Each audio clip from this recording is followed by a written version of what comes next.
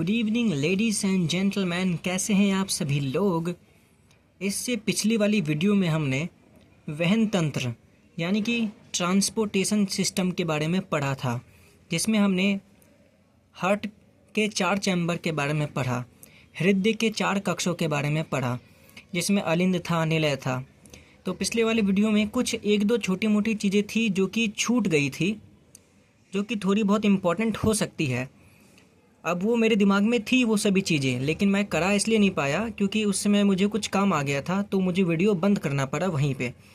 लेकिन अब वो जो चीज़ें छूटी थी वो मैं इस वीडियो में आपका पूरा करा देता हूँ, ठीक है।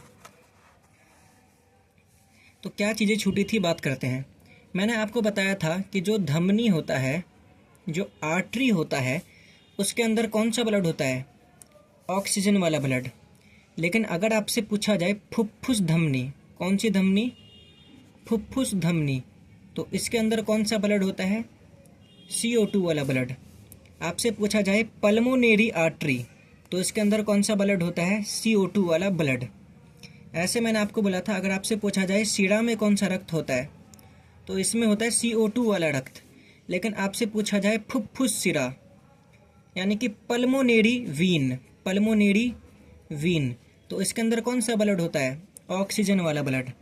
लेकिन आखिर ये फुफ्फुस धमनी और फुफ्फुस शिरा होते कहाँ पर है? बहुत इंपॉर्टेंट है, ठीक है। तो देखिए, यहाँ पर है हमारा फेफड़ा यानी कि लंग्स, ठीक है, और इसके नीचे होता है हमारा हृदय, ठीक है। तो हम सांस लेते हैं, और जब हम सांस लेते हैं तो ऑक्सीजन हमारे शरीर के अंदर जाता है, और ऑक्सीजन हमारे शरीर के अंदर पहुंचता है फेफड़ों तक, और फिर फेफड़ों से जो ऑक्सीजन है वो कहाँ तक जाता है? हमारे हृदय तक। मैंने आपको बताया था, ठीक है। तो फेफड़ों से ऑक्सीजन जाता है हमारे हृदय तक। ऑक्सीजन लेके कौन जाता है? ब्लड यानी कि रक्त। रक्त में कौन ले जाता है? RBC, red blood cell. सब मैंने आपको पढ़ा रखा है। तो फेफड़ों से हृदय तक खून को कौन ले जाएगा? ऑक्सीजन। तो नॉर्मल अगर मैं आपसे पूछता कि ये कौन सा नस है जो कि ऑक्सीजन ले जाएगा, तो आप बोलोगे धमनी। आप क्या बोलते? धमनी बोलते। लेकिन यहाँ पे हो जाएगा ये गलत। फेफड़ों और हृदय के बीच में जो नसें होती हैं ना, उनको बोलते हैं फुफ्फुस बोलते हैं। उनको क्या बोलते हैं? फुफ्फुस। तो ये जो है ना, ये धमनी नहीं होगा, बल्कि ये होगा फुफ्फुस शिरा। ये क्या होगा? फुफ्फुस शिरा, क्योंकि फुफ्फुस शिरा क्या ले जाता है? ऑक्सीजन। तो याद रखना, फेफड़ों और हृदय के बीच में जितनी भी नस होती है उनको फुफ्फुस बोलते हैं, फुफ्फुस शिरा। ऐसा इसलिए बोलते हैं क्योंकि फेफड़े को ना शुद्ध हिंदी में क्या बोलते हैं? फुफ्फुस ही बोलते हैं। फेफड़े को शुद्ध हिंदी में क्या बोलते हैं हम लोग? फुफ्फुस कहते हैं, याद रखना। अब हृदय में पहुंच गया ऑक्सीजन। जब ऑक्सीजन हृदय में पहुंच जाता है तो जो हमारा हृदय होता है वो क्या करता है? खून को पंप करता है। हमारा बाया निलय क्या करेगा? ऑक्सीजन वाले ब्लड को क्या करेगा? पंप करेगा और पूरे बॉडी में पहुंचा देगा, पूरे बॉडी में पहुंचा देगा।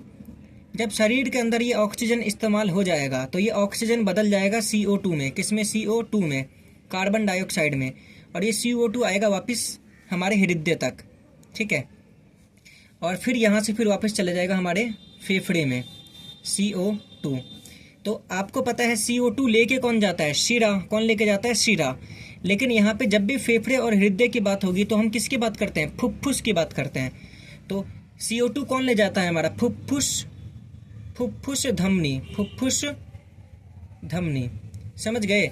तो फेफड़े और हृदय के बीच में जब भी हम नसों की बात करेंगे तो फुफ्फुस शिरा और फुफ्फुस धमनी की बात करेंगे, ठीक। तो फेफड़ों से हृदय तक ऑक्सीजन कौन ले जाता है? फुफ्फुस शिरा। और हृदय से फेफड़ों तक CO2 कौन ले जाता है? फुफ्फुस धमनी, ठीक है। इसके अलावा हमारे शरीर में कहीं भी धमनी या शिरा होगा तो वो नॉर्मल धमनी और नॉर्मल क्या होगा? शिरा होगा। जैसे कि यहाँ पे नीचे देख लो, हृदय से पूरे शरीर में ऑक्सीजन कौन ले जाएगा? धमनी, क्योंकि धमनी का काम क्या होता है? ऑक्सीजन को ले जाना। और शरीर से हृदय तक CO2 कौन ले जाएगा? शिरा, क्योंकि शिरा का काम क्या होता है? CO2 ले जाना, ठीक है। तो ये चीज़ हमारा क्या था? छूट गया था। और मैंने इस पर आपको क्वेश्चन भी दिया था, MCQ भी दिया था पिछले वाले वीडियो के नीचे जो कमेंट सेक्शन है, पिछले वाले वीडियो के नीचे जो डिस्क्रिप्शन है ना, उस डिस्क्रिप्शन में जो टेस्ट मैंने आपको दिया है, उस टेस्ट में भी मैंने आपसे ये सवाल पूछ रखा है कि फेफड़ों से हृदय तक ऑक्सीजन कौन ले जाता है, ठीक है। तो फुफ्फुस शिरा ले जाता है। ऑक्सीजन ले तो जाता है धमनी, लेकिन जब भी हम फेफड़े और हृदय के बीच बात करेंगे तो फुफ्फुस वाले नसों की बात करेंगे, तो ले जाता है फुफ्फुस शिरा। ठीक है, तो याद रखना। अगला टॉपिक जो हमारा रह गया था वो रह गया था रक्त दाब। कौन सा टॉपिक? रक्त दाब, यानी कि ब्लड प्रेशर, यानी कि ब्लड प्रेशर। बीपी, आपने सुना होगा किसी का बीपी बढ़ जाता है तो उसे बहुत ज़्यादा गुस्सा आता है, बीपी कम हो जाता है तो शरीर में कमजोरी आ जाती है। तो ये बीपी होता क्या है, रक्तदाब होता क्या है? ठीक है, आपको मैंने बताया था जो हमारा धमनी होता है, जो हमारा क्या होता है धमनी, उसके अंदर कौन सा ब्लड ट्रैवल करता है? ऑक्सीजन वाला ब्लड क्या करता है? ट्रैवल करता है। और मैंने एक चीज़ बताया था, ये जो ऑक्सीजन होता है ये बहुत प्रेशर के साथ क्या होता है? फ्लो होता है। ऑक्सीजन बहुत ज़्यादा प्रेशर के साथ क्या करता है? तैरता है। अब ये ऑक्सीजन जो है धमनी की दीवारों पर बहुत ज़्यादा क्या अप्लाई करता है? प्रेशर। बहुत ज़्यादा क्या अप्लाई करता है? दाब। इसी वजह से जो धमनी की जो दीवार होती है वो क्या होती है? मोटी होती है, ताकि धमनी जो है ना फट ना जाए, ताकि धमनी फट ना जाए। तो ऑक्सीजन क्या करता है? धमनी की दीवारों पर दाब बनाता है। क्या बनाता है? दाब। प्रेशर अप्लाई करता है, दाब अप्लाई करता है। तो धमनी की दीवारों पर रक्त या फिर हम बोले ऑक्सीजन जो दाब बनाता है उस दाब को बोलते हैं रक्त दाब। आर्टरी की वॉल्स पर ऑक्सीजन जो प्रेशर अप्लाई करता है उस प्रेशर को बोलते हैं ब्लड प्रेशर। तो ये ऑक्सीजन कुछ प्रेशर अप्लाई कर रहा है इसकी दीवार पर, ये वाला ऑक्सीजन नीचे प्रेशर अप्लाई कर रहा है, ये वाला ऑक्सीजन ऊपर। तो ऑक्सीजन धमनी की दीवारों पर जो दाब लगाता है उस दाब को रक्त दाब कहते हैं। तो बहुत इंपॉर्टेंट डेफिनेशन है, आप लिख लीजिएगा, मैं आप बोल रहा हूँ और आपको कॉपी में लिखना है ये चीज़। ठीक, अब बात करते हैं, अगर आप डॉक्टर के पास कभी गए होंगे तो डॉक्टर्स आपकी बीपी जरूर नापते हैं। ठीक है, आखिर बीपी को नापने वाले मशीन का नाम क्या होता है? तो लिख लेना, बीपी को जिस मशीन से नापा जाता है उसको बोलते हैं स्फग्मो मैनोमीटर। स्फग्मो मैनोमीटर, बहुत बड़ा नाम है। ठीक है, स्फाइग्मो मैनोमीटर। तो इस डिवाइस का नाप करके यूज़ करके हम क्या नापते हैं? बीपी नापते हैं। अगर बीपी सामान्य बीपी की बात करें, सामान्य ब्लड प्रेशर की बात करें, ठीक है, नॉर्मल ब्लड प्रेशर की बात करें, रक्तदाब की बात करें, ठीक है, तो नॉर्मल ब्लड प्रेशर कितना होता है? 80/120। ठीक है, अच्छा यूनिट भी इम्पोर्टेंट है, यूनिट के साथ लिखते हैं। 80 mmHg बटे में 120 mmHg। तो mmHg होता है ना, ये ब्लड प्रेशर का यूनिट होता है। ठीक है, यूनिट होता है, ब्लड प्रेशर को इसमें नापते हैं mm/Hg में।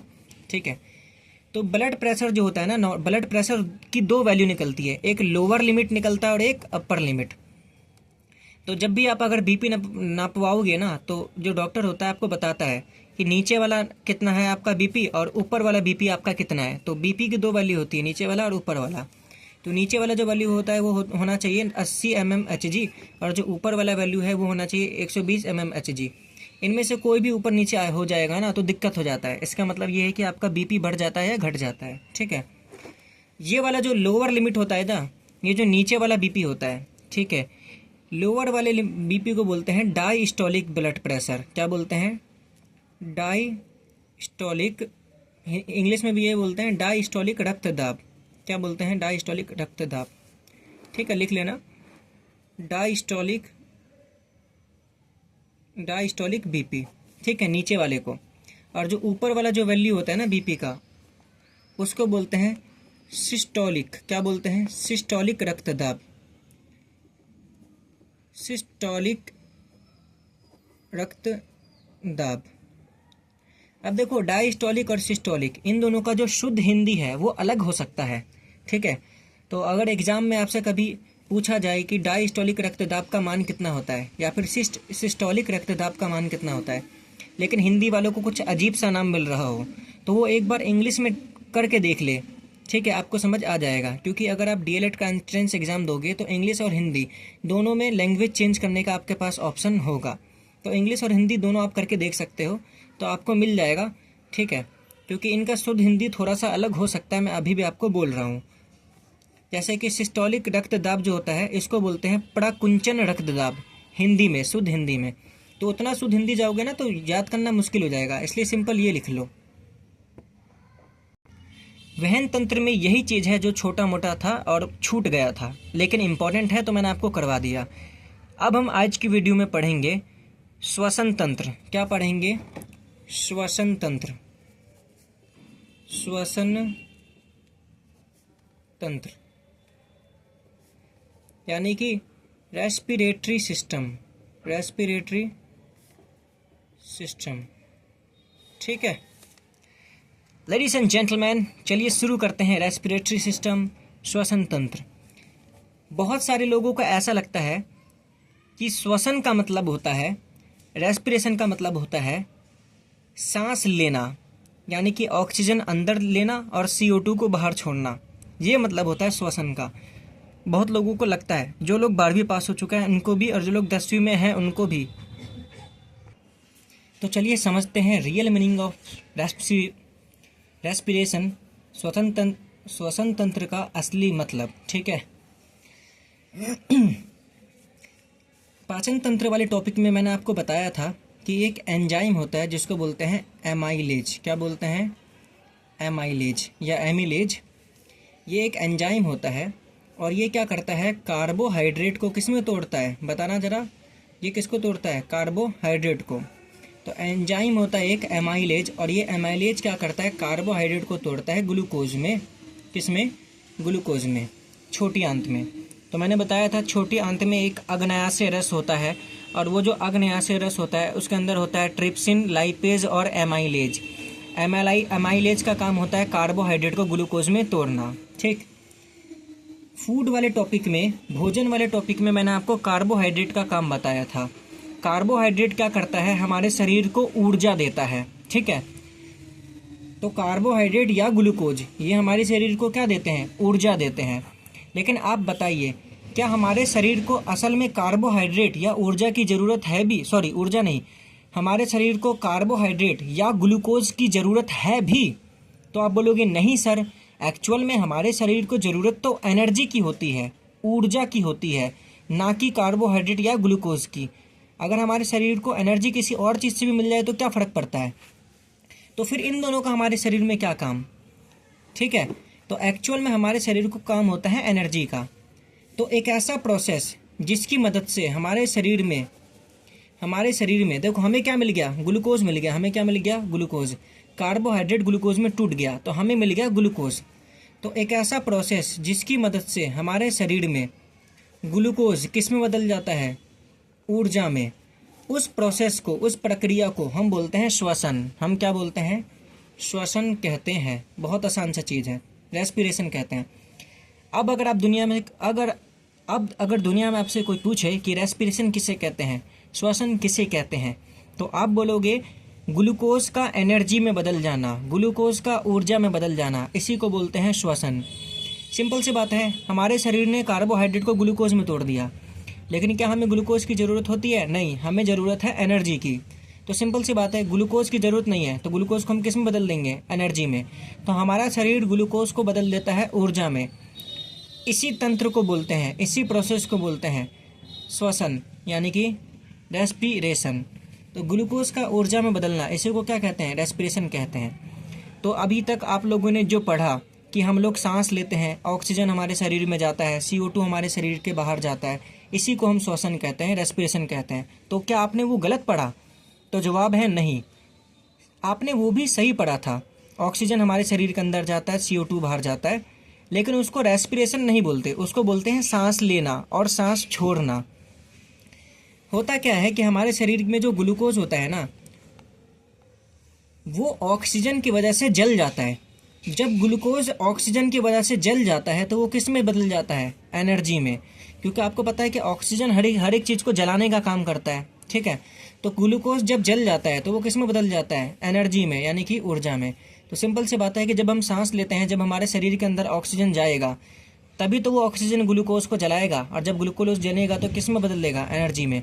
तो सांस लेते हैं इसलिए ताकि हमारा श्वसन हो पाए, ताकि हमारा रेस्पिरेशन हो पाए, ताकि ग्लूकोज किस में बदल पाए? ऊर्जा में बदल पाए। अब बात करते हैं कि आखिर ग्लूकोज ऊर्जा में बदलता कहाँ पर है। तो तो आप लोगों ने 9th क्लास में पढ़ा होगा माइटोकॉन्ड्रिया के बारे में। किसके बारे में? माइटोकॉन्ड्रिया के बारे में, ठीक है, माइटोकॉन्ड्रिया के बारे में आपने पढ़ा होगा। माइटोकॉन्ड्रिया क्या होता है? Power house of cell, power house of cell, ठीक है, कोशिका का ऊर्जा घर, कोशिका का ऊर्जा घर आपने पढ़ा होगा। माइटोकॉन्ड्रिया क्या होता है? Power house of cell, power house of cell. तो सिंपल सी बात है, ग्लूकोज ऊर्जा में कहाँ पे बदलता है? माइटोकॉन्ड्रिया के अंदर, क्योंकि माइटोकॉन्ड्रिया ही क्या करता है? ऊर्जा बनाता है, इसलिए उसको ऊर्जा घर बोलते हैं। तो अगर आपसे पूछा जाए कि हमारे शरीर में श्वसन कहाँ पर होता है, श्वसन कहाँ पर होता है, तो आप बोलोगे माइटोकॉन्ड्रिया में। कहाँ पे? माइटोकॉन्ड्रिया में, क्योंकि माइटोकॉन्ड्रिया के अंदर ही ग्लूकोज किस में बदलता है? एनर्जी में। और दूसरी बात ये, ठीक है, और दूसरी बात क्या?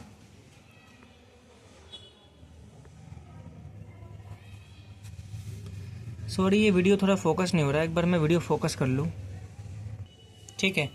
और दूसरी बात ये कि जो माइटोकॉन्ड्रिया होता है वो कहाँ पर होता है? माइटोकॉन्ड्रिया हमारे कोशिका के अंदर, हमारे सेल के अंदर कहाँ पर होता है? वो होता है हमारा साइटोप्लाज्म में। कहाँ पर होता है? साइटोप्लाज्म में। माइटोकॉन्ड्रिया हमारे कोशिका के अंदर कहाँ पर होता है? कोशिका द्रव में, कोशिका द्रव में। तो अगर आपसे पूछा जाए कि श्वसन कहाँ पर होता है, तो आप बोलोगे माइटोकॉन्ड्रिया में। लेकिन अगर माइटोकॉन्ड्रिया ऑप्शन में ना हो तो आप क्या बोलोगे? कोशिका द्रव में, क्योंकि माइटोकॉन्ड्रिया आखिर खुद कहाँ पर होता है? कोशिका द्रव में होता है। सिंपल सी बात यह है। तो माइटोकॉन्ड्रिया है जो कि ग्लूकोज को एनर्जी में बदलता है, ऊर्जा में बदलता है। हमारे शरीर के अंदर जो ऊर्जा होता है ना, हमारे शरीर में जो ऊर्जा होता है, जो एनर्जी होता है, वो एटीपी के फॉर्म में होता है। किसके फॉर्म में होता है? एटीपी के फॉर्म में। हमारे शरीर में ऊर्जा होता है एटीपी के फॉर्म में। एटीपी का फुल फॉर्म होता है एडिनोसिन ट्राईफॉस्फेट, एडिनोसिन ट्राईफॉस्फेट। लिख लेना, एडिनोसिन ट्राईफॉस्फेट, ठीक है। तो हमारे शरीर में जो एनर्जी होता है वो इस फॉर्म में पाया जाता है, ठीक। अब देखिए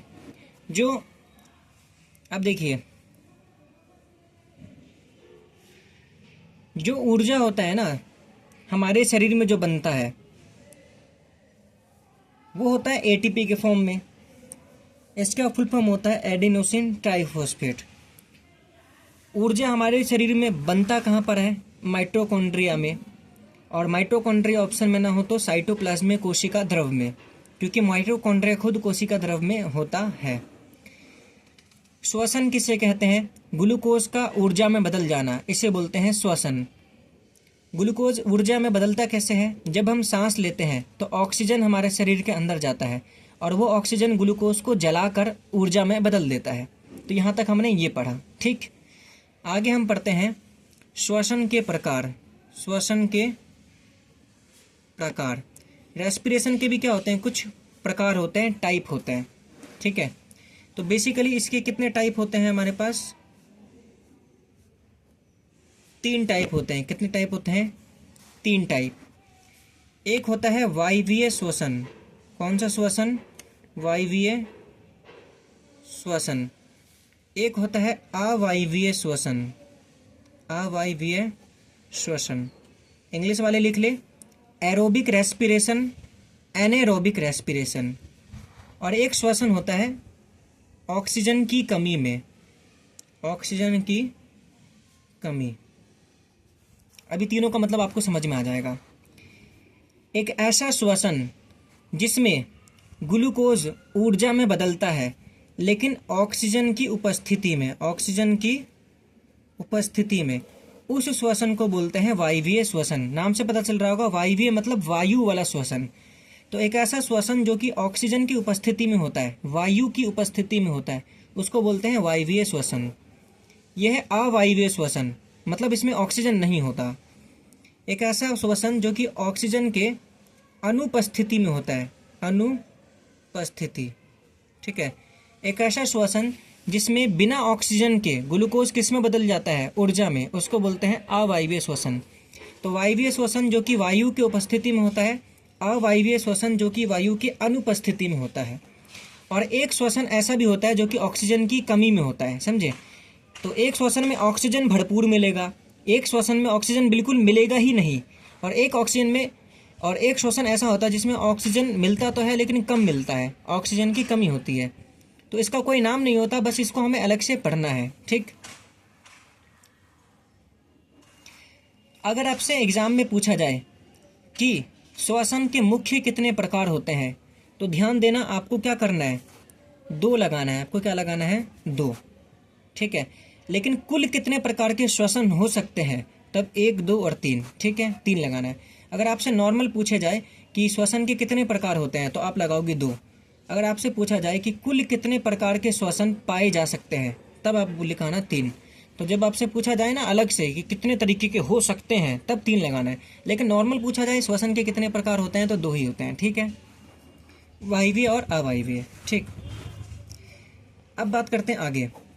वायवीय श्वसन में क्योंकि ऑक्सीजन की मदद से ग्लूकोज किस में बदलता है, ऊर्जा में, तो बहुत सारा ऊर्जा बनता है, बहुत सारा क्या बनता है, ऊर्जा बनता है, भर भर के बनता है ऊर्जा, एनर्जी एकदम भर भर के बनता है। क्योंकि ऑक्सीजन क्या करता है, ग्लूकोज को जला देता है, और जलने के बाद बहुत सारा क्या बनता है, एनर्जी बनता है। अब ये वाला जो श्वसन है, ये बिना ऑक्सीजन के होता है। ग्लूकोज एनर्जी में बदलता तो है लेकिन बिना ऑक्सीजन की मदद से, तो बदलेगा तो, लेकिन एनर्जी थोड़ा कम बनता है। इसमें ऊर्जा क्या बनता है, थोड़ा कम, ऊर्जा क्या बनता है, थोड़ा सा कम, ठीक।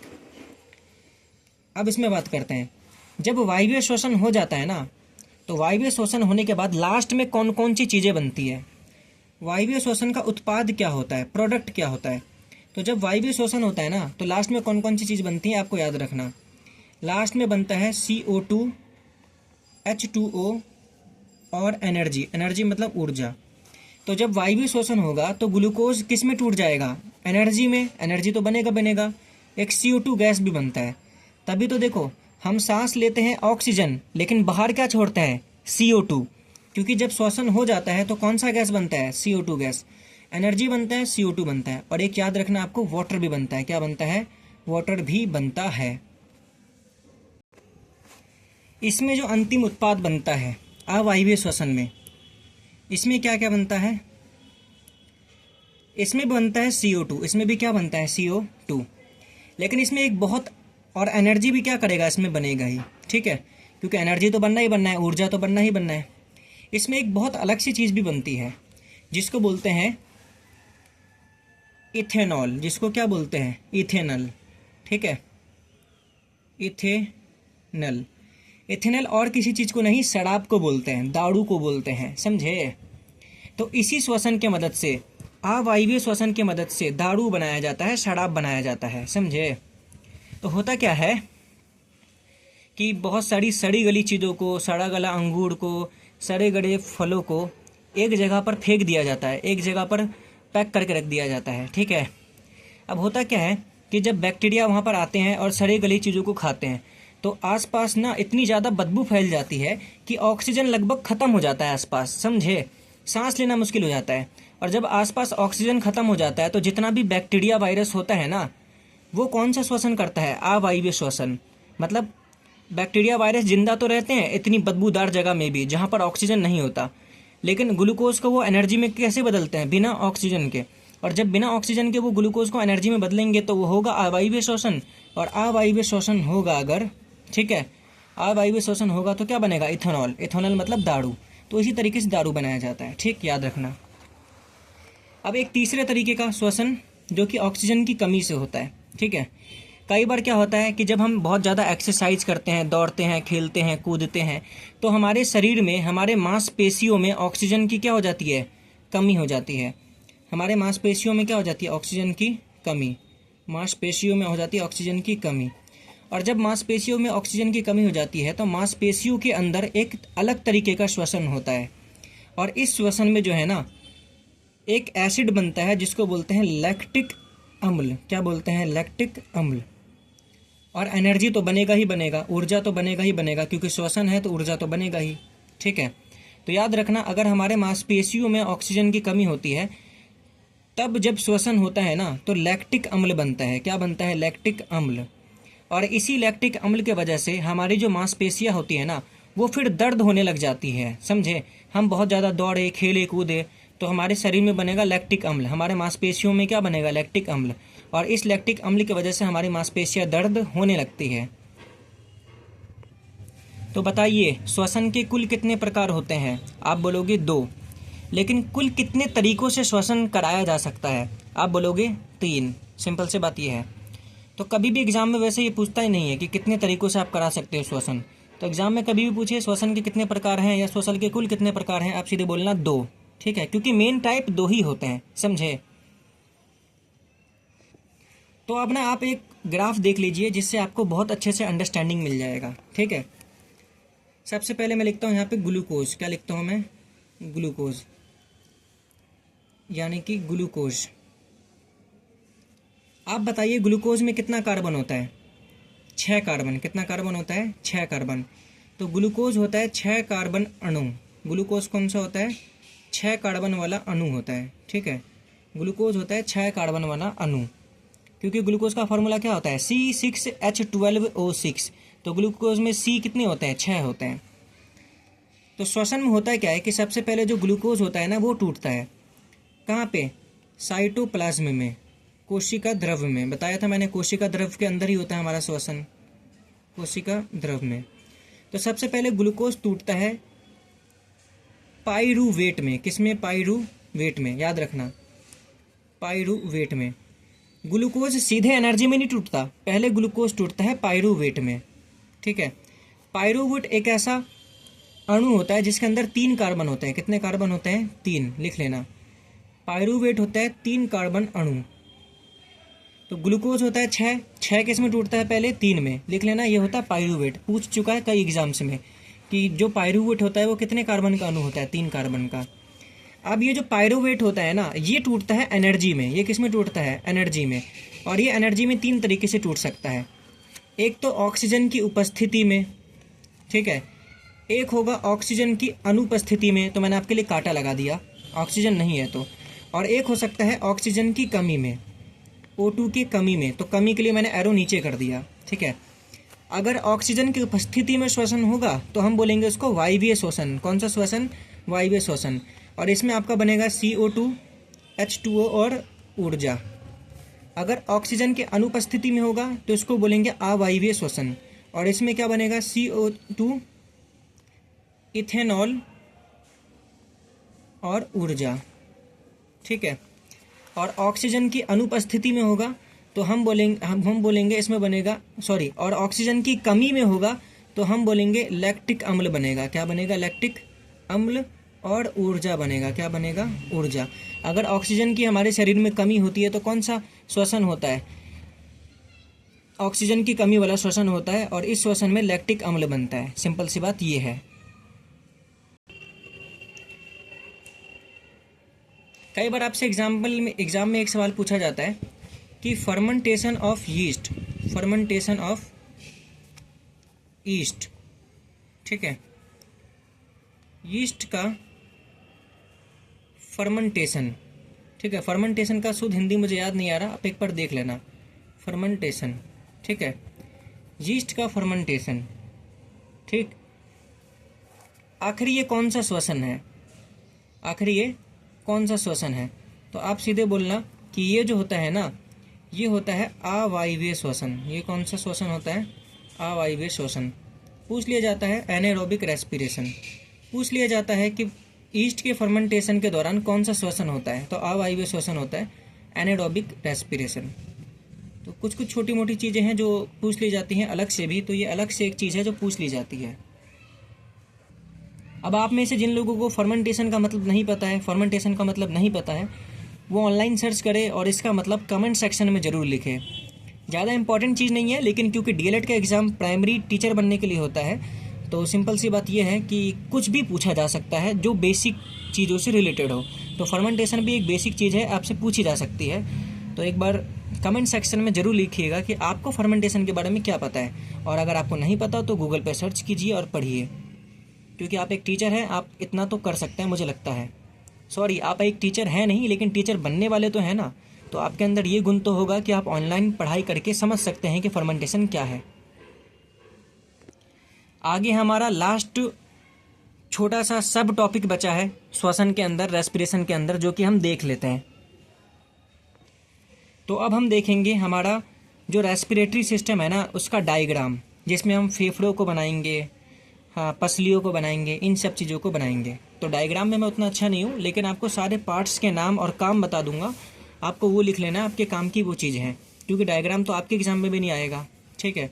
आपके एग्ज़ाम में बस कुछ अंग हैं, कुछ पार्ट्स हैं, उनके काम आएंगे, ठीक है। तो सबसे पहले बनाना शुरू करते हैं थोड़ा सा हमारा रेस्पिरेटरी सिस्टम, श्वसन तंत्र, ठीक है।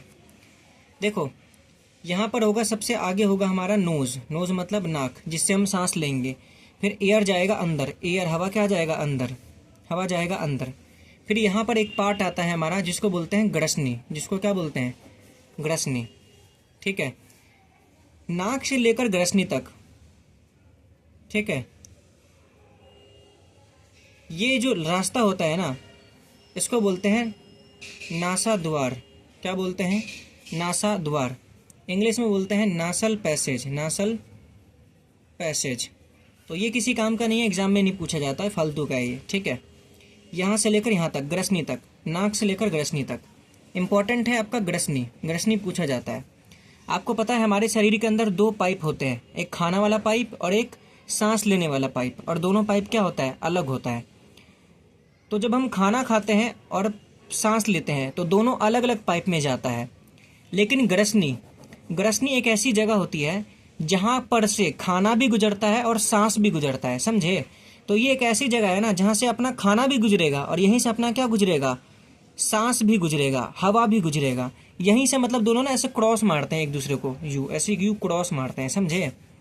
तो यहाँ से ऊपर से आता है आपका यू, हवा आता है, और इधर से आपका जो है ना ये ऐसे खाना चले जाता है, ठीक है। ऊपर से ऐसे ये हवा आया और इधर से गया आपका खाना। बीच में एक जगह होता है कॉमन, इसी कॉमन जगह से खाना भी गुजरता है और हवा भी गुजरता है, उस कॉमन जगह को बोलते हैं ग्रसनी। तो आपको लिख लेना है, ग्रसनी उभयनिष्ठ जगह होती है भोजन के लिए और हवा के लिए, ठीक। ग्रसनी के बाद आता है आपका कंठ। क्या आता है, कंठ। कंठ के वजह से ही हम बोल पाते हैं, इसको हम वॉइस बॉक्स बोलते हैं। क्या बोलते हैं, वॉइस बॉक्स, ठीक। आप इनकी इंग्लिश देखते रहना, अगर आपको इंग्लिश इनकी ना पता हो तो, ठीक। ऑनलाइन आप देख सकते हैं ग्रसनी की और कंठ की इंग्लिश। ग्रसनी को बोलते हैं फेरिंग्स और कंठ को बोलते हैं लैरिंग्स। हिंदी इंग्लिश लिखने में बहुत टाइम लग जाता है, इसलिए मैं जल्दी करवा रहा हूँ, ठीक। उसके बाद ये नीचे एक पाइप आता है, ठीक है, जिसमें से हवा गुजरता है। अभी हवा नीचे आएगी और इस पाइप से जाएगी। इस पाइप को बोलते हैं हम विंड पाइप। क्या बोलते हैं, विंड पाइप, यानी कि श्वास नली। क्या बोलेंगे, श्वास नली, सांस वाली नली, विंड पाइप। विंड पाइप को ही ट्रैकिया भी बोलते हैं।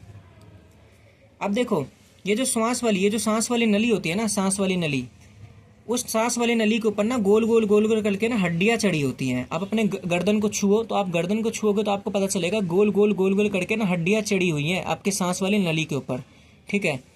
इन हड्डियों को, ये जो गोल गोल चढ़ी होती हैं, इनको बोलते हैं उपस्थित वलय। इनको क्या बोलते हैं, उपस्थित वलय, ring of cartilage, ring of cartilage. इन हड्डियों का काम क्या होता है, ये जो हड्डियां होती है ना हमारे सांस वाली नली को क्या करती है, बचाती है, सुरक्षा प्रदान करती है, प्रोटेक्शन देती है, समझे।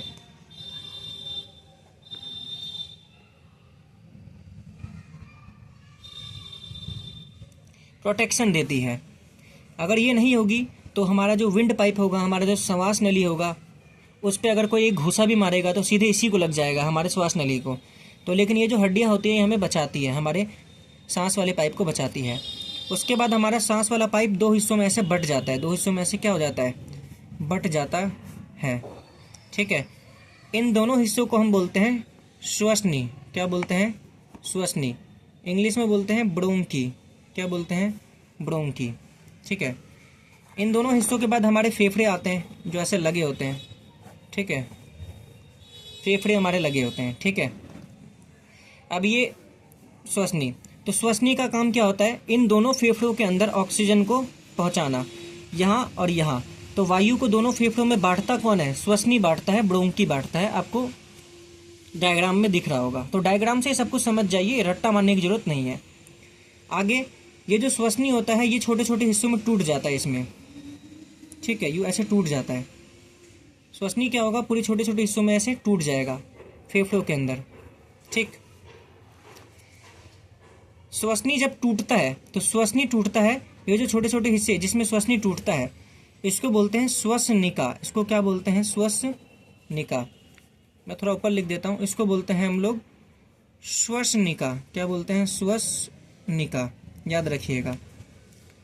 यानी कि ब्रोंकियोल, क्या बोलते हैं, ब्रोंकियोल। सिंपल सी बात यह है। तो हमारा जो श्वास नली है वो टूट जाता है श्वसनी में, और श्वसनी जब फेफड़ों तक पहुंचता है तो श्वसनी टूट जाता है श्वसनिका में।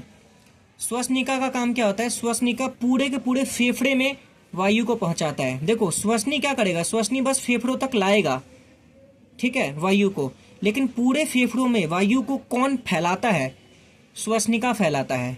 ये चीज़ें आपको लिखनी है। ठीक, अब क्या होता है, श्वसनिका के बिल्कुल एंड में जहाँ पर श्वसनिका खत्म होता है, यहाँ पर ऐसे गोल गोल करके गुब्बारे की तरह क्या होती है, एक संरचना होती है। गुब्बारे की तरह क्या होती है, एक संरचना होती है। ठीक है, याद रखना, श्वसनिका के अंत में, कहाँ पर, श्वसनिका के अंत में, जो जो चीज़ मैं बोल रहा हूँ आपको लिखना है कॉपी में। श्वसनिका के अंत में गुब्बारे जैसी संरचना होती है। जैसे देखो मैंने गुब्बारा बनाया है, इनको बोलते हैं कुपिका। इनको क्या बोलते हैं, कुपिका। ये सबसे मेन चीज़ है श्वसन तंत्र के डायग्राम का। कुपिका यानी कि अल्वियोली। कुपिका क्या करता है, यहाँ से जितना भी ऑक्सीजन आता है ना, देखो ऊपर से आया, वायु ऊपर से आया, ऑक्सीजन ऊपर से आया, यहाँ से फिर गया यहाँ पर, और यहाँ से फिर यहाँ पर, मेन लास्ट पहुँचता है यहाँ पर। ऑक्सीजन लास्ट में पहुँचता है यहाँ पर, और यहीं से फिर ऑक्सीजन पूरे शरीर में पहुँचता है। कैसे पहुँचता है, हमारी जो खून की नसें होती है ना, वहाँ से आरबीसी आता है, इस कुपिका से जुड़ा होता है। आरबीसी आएगा यहाँ से, कुपिका से जुड़ा होता है, यहाँ से ऑक्सीजन लेता है और फिर पूरी बॉडी में ले जाता है। तो अगर आपसे पूछा जाए कुपिका किसे कहते हैं, ये होता है गुब्बारी जैसी संरचना जो कि श्वसनिका के अंत में होता है। कुपिका का काम क्या होता है, कुपिका हमारे शरीर में गैसों के आदान प्रदान में मदद करता है, क्योंकि कुपिका ही वो असली चीज़ होता है जो लास्ट में आरबीसी को ऑक्सीजन देता है और आरबीसी से CO2 लेता भी है। ठीक है, तो बस कुपिका के बारे में याद रखना, कुपिका ही जो होता है ना, गैसों का आदान प्रदान करता है। एक्चुअल में आपसे एग्जाम में पूछेगा गैसों का आदान प्रदान में कौन मदद करता है, तो कुपिका, अल्वियोली। आगे बात करते हैं, ये जो हमारे जो फेफड़े होते हैं, इनके ऊपर ना हड्डियाँ चढ़ी होती है। इनके ऊपर क्या चढ़ी होती हैं, हड्डियाँ। आपको पता भी होगा, अपने कई लोगों की हड्डियाँ दिखती भी हैं।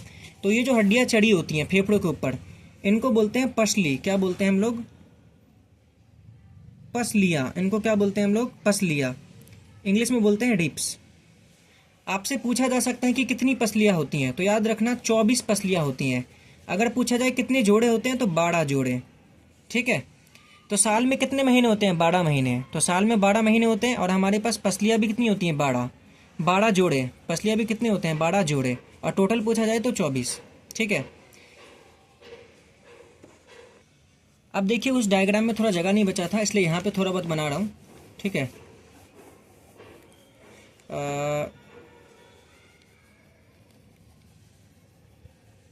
ठीक है, ये मैं आपके लिए बना दे रहा हूँ यहाँ पे थोड़ा बहुत डायग्राम। तो ये दोनों हमारे फेफड़े हैं। फेफड़ों को सुरक्षा कौन देता है, पसलियाँ। पसलियाँ कितनी होती हैं, 12 जोड़े। अब देखो फेफड़े हवा में तो नहीं लटके होंगे ना, तो फेफड़ों के नीचे ना एक स्टैंड होता है। फेफड़ों के नीचे क्या होता है, एक स्टैंड, जो कि इन फेफड़ों को सपोर्ट देता है। फेफड़ों को क्या देता है, सपोर्ट। इन स्टैंड को बोलते हैं डायफ्राम। क्या बोलते हैं, डायफ्राम। इस स्टैंड को बोलते हैं डायफ्राम। तो आपसे पूछा जाए कि फेफड़ों को, यानी कि हमारे लंग्स को, फेफड़ों को एक्चुअल हिंदी में बोलते हैं फुफ्फुस। शुद्ध हिंदी में लिख लेना, फेफड़ों को शुद्ध हिंदी में बोलते हैं फुफ्फुस। मैंने पहले भी आपको बताया था। तो आपसे पूछा जाए कि हमारे फुफ्फुस को, हमारे लंग्स को सपोर्ट कौन देता है, नीचे से सपोर्ट कौन देता है, या फिर हमारे फुफ्फुस का, हमारे फेफड़ों का, हमारे लंग्स का आधार क्या होता है, तो हम बोलेंगे डायाफ्राम। क्या बोलेंगे, डायाफ्राम। ये नीचे होता है। सिंपल सी बात है, लंग्स लटका तो नहीं होगा, हमारा फेफड़ा हवा में लटका तो नहीं होगा, तो नीचे होता है हमारा डायाफ्राम। तो ये था आपका कंप्लीट रेस्पिरेटरी सिस्टम, यानी कि श्वसन तंत्र। उम्मीद है कि आपको चीज़ें बहुत अच्छे से समझ में आई हो। इस वीडियो के डिस्क्रिप्शन में आपको करीबन 20 सवालों का एक MCQ का टेस्ट मिल जाएगा। ठीक है, और उसका आंसर की भी आपको डिस्क्रिप्शन में ही मिल जाएगा। तो पहले टेस्ट को अटेम्प्ट कीजिए, और उसके बाद आंसर की से मैच कीजिए अपने आंसर्स को, और फिर कमेंट में बताइए कि आपके कितने नंबर बने। धन्यवाद।